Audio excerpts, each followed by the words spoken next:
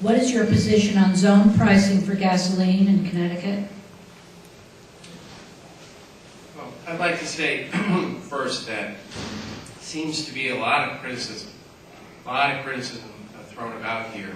Also, I hear a lot of I want it both ways.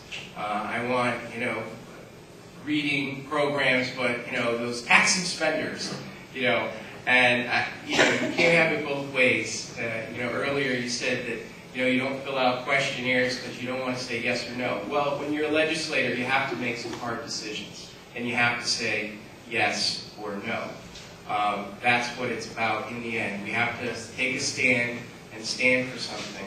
And it's very easy to criticize. But, I think that part of it is we have to put a positive program forward. And I think we've had a lot of negativity in this election thus far. And, I don't mind being called arrogant and, 3 or 4 times now tonight. That's fine.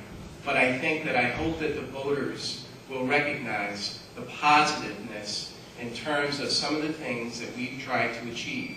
I mean, I take great exception on the Lyme disease attack. Lyme disease, no one in the legislature knew anything about Lyme disease.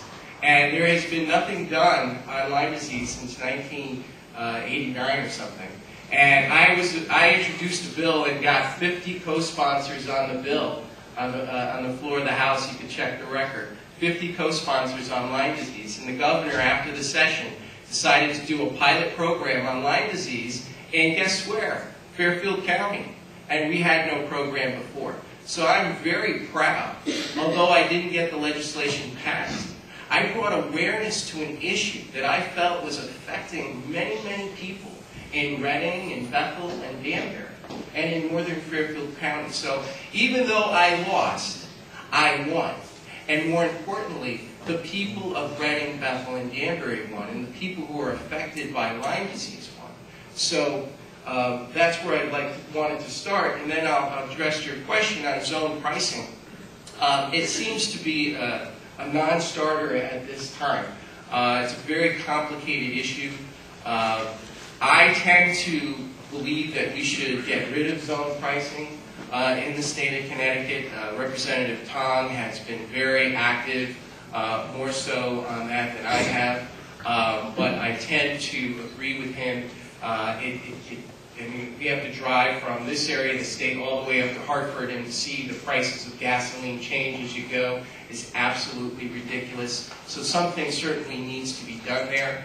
I am also hoping that the state of Connecticut will look at renewable energy, and I'd like to see us allow for the conversion of our cars to natural gas. I'd like to see our fleet go to natural gas. I'd like to see tax incentives in this area. I think that we should copy what Utah is doing in California and maybe partner up with some other states and really have a pilot program here. Right now, there's only 2 facilities in the state where you can get natural gas. I think if the state of Connecticut converted its fleet, that we could spread that a little bit and create a market here.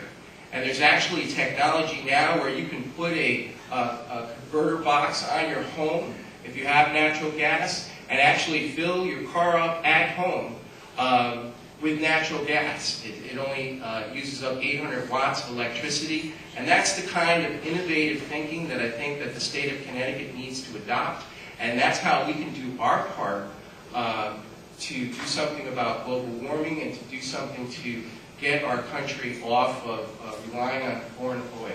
So I hope that that's where we go as a state. Ms. O'Brien. I also have to agree that I don't see why it's necessary to have zone pricing.